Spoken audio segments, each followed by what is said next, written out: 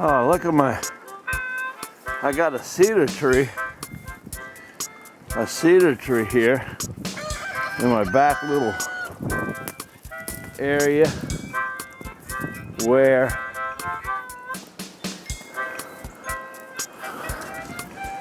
I keep my geodes. My geodes underneath there getting cleaned. Look at the snow. And it's got so much snow on it, it's mashed over. Can you believe that? It's just against the house. Look at this. I don't really want it there, but it just blocks a little wind and rain. Okay. It's pretty cool. Anyway,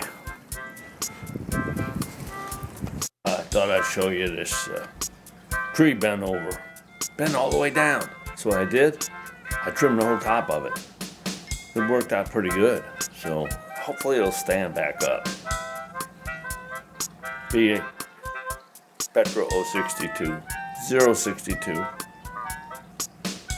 reporting for Channel 62.